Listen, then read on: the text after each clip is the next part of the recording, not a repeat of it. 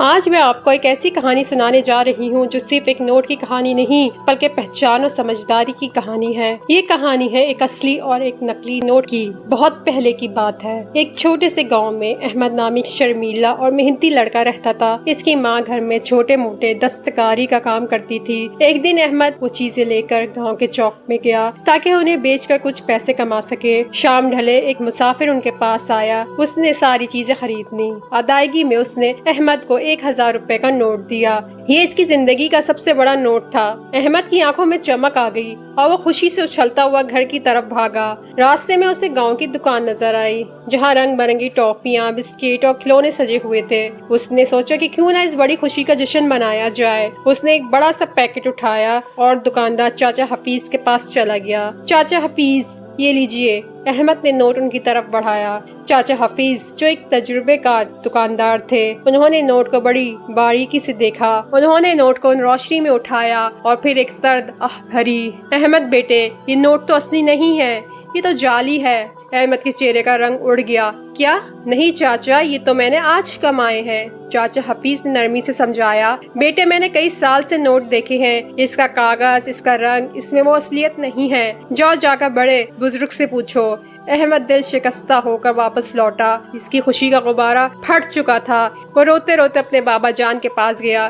بابا جان جو کہ گاؤں کے سب سے دانا اور عقل مند انسان تھے، کچی چارپائی پر بیٹھے ہوئے تھے۔ انہوں نے احمد کو دیکھا اور اس کا دل کا حال بھانپ لیا۔ کیوں میرے بیٹے، کیا ہوا؟ بابا جان نے پیار سے پوچھا۔ احمد نے سارا قصہ سنا دیا۔ نوٹ ان کے سامنے رکھ دیا۔ بابا جان نے نوٹ اٹھایا اور مسکرائے اور بولے، کوئی بات نہیں بیٹا، آج میں تمہیں ایک ایسا سبق دوں گا جو زندگی بھر تمہارے کام آئے گا۔ انہوں نے اپنی جیب سے ایک اور 1000 کا نوٹ نکالا۔ اور میں تمہیں اصلی اور نقلی کا فرق بتاتا ہوں۔ پھر بابا جان نے بڑے آرام سے دونوں نوٹ میز پر رکھ دیے اور احمد کو سمجھانا شروع کیا۔ سب سے پہلے اس اصلی نوٹ کو اپنی انگلیوں سے چھو کر دیکھو۔ احمد نے ایسا ہی کیا۔ دیکھا، اس کا کاغذ تھوڑا کھردرا اور مضبوط ہے۔ اب اس دوسرے نقلی نوٹ کو چھو کر دیکھو۔ احمد نے چھوا۔ یہ عام کاغذ کی طرح نرم اور ملائم ہے۔ اصلی نوٹ میں ایک خاص ساخت ہوتی ہے جو جعلساز نہیں بنا سکتے۔ پھر بابا جان نے کہا، اب دونوں نوٹوں کو اٹھا کر روشنی کے سامنے کرو۔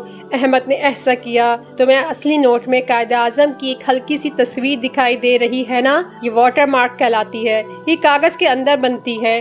نقلی نوٹ میں بھی تصویر ہے مگر دیکھو وہ صاف نہیں اور یوں لگتا ہے جیسے اوپر سے چھاپی گئی ہو۔ بابا جان نے اپنی انگلی کے ناخن سے اصلی نوٹ پر بنے قائد اعظم کی تصویر پر ہلکا سا رگڑا۔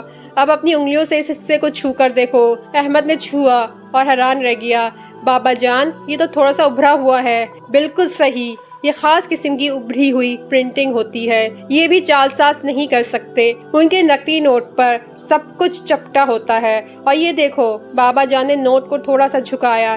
اس نمبر کو دیکھو، یہ جب تم نوٹ کو ہلاتے ہو تو اس کا رنگ بدلتا ہے۔ احمد نے دیکھا، اصلی نوٹ کا رنگ ہلکے سنہری سے سبز ہو رہا تھا مگر نقلی نوٹ کا رنگ وہی رہا۔ دیکھا بیٹا، بابا جان نے اسے کندھے سے تھپ تھپایا۔ یہ چند آسان نشانیاں ہیں جو تمہیں بتاتی ہیں کہ کون سا اصلی نوٹ ہے اور کون سا نقلی۔ یاد رکھو، زندگی میں کچھ لوگ ایسے ہی ہوتے ہیں، ان کا ظاہر بڑا چمکدار ہوتا ہے لیکن ان کی اصلیت میں کھوٹ ہوتا ہے۔ ہمیشہ سچ اور جھوٹ، اصلی اور نقلی کی پہچان اپنی آنکھوں سے، اپنے دل سے اور اپنی سمجھ سے کرو۔ احمد کو آج ایک بہت بڑا سبق مل چکا تھا۔ اس نے سر ہلا کر بابا جان کا شکریہ ادا کیا۔ اس دن کے بعد اس نے کبھی بھی کوئی چیز بغیر پرکھے قبول نہیں کی اور یوں 1000 روپے کے نقلی نوٹ کی وجہ سے وہ دنیا کے ایک بہت بڑا اور سچا سبق سیکھ گیا۔